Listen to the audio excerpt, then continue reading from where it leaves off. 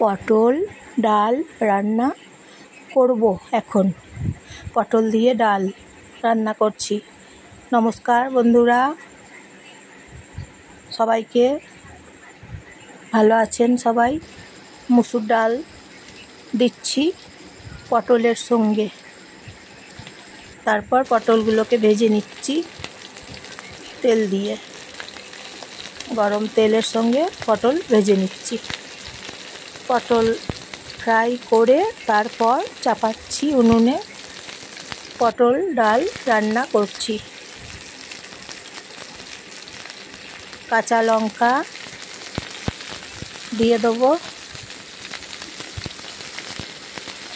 পটলগুলো ভেজে নিচ্ছি আর মুসুরির ডাল দিয়েছি কড়াইয়ের মধ্যে, ভেজে নিচ্ছি এখন।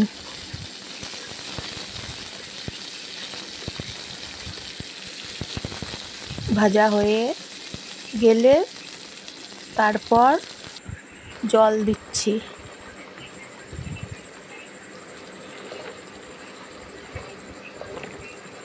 মুসুরির ডাল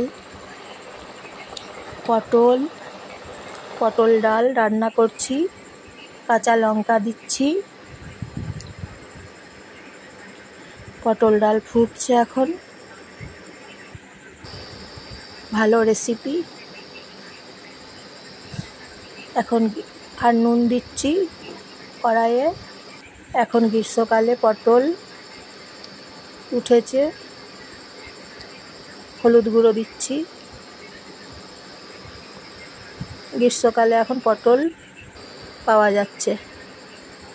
জিরে গুঁড়ো দিচ্ছি, গুঁড়ো জিরে দিলাম এখন। তারপরে পটলের ডাল রান্না করছি নেড়ে চেড়ে। পটলের ডাল খেয়ে দেখবেন, বেশ ভালো লাগে পটল দিয়ে ডাল রান্না করে। অসাধারণ খেতে হয়। এরকম পটল ডাল রান্না করে খেয়ে দেখবেন, ভালো লাগবে।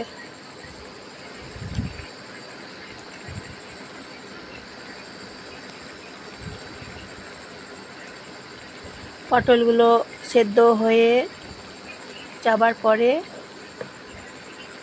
তারপরে নামাবো।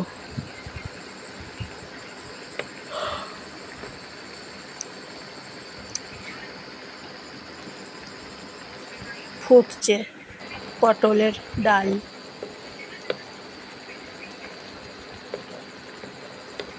রুটির সঙ্গে, পরোটার সঙ্গে, ভাতের সঙ্গে পটলের ডাল খেতে ভালো লাগবে।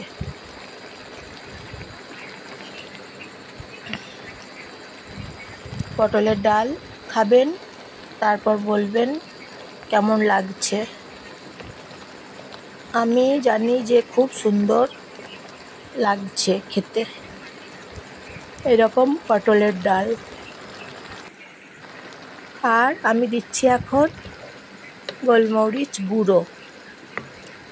গোলমরিচ গুঁড়ো দিয়েই তখন স্বাদটা দ্বিগুণ বেড়ে যায়। গোলমরিচের গুঁড়োর স্বাদটা বেশ ভালো লাগে খেতে। পটলের ডাল রান্না করছি এইভাবে।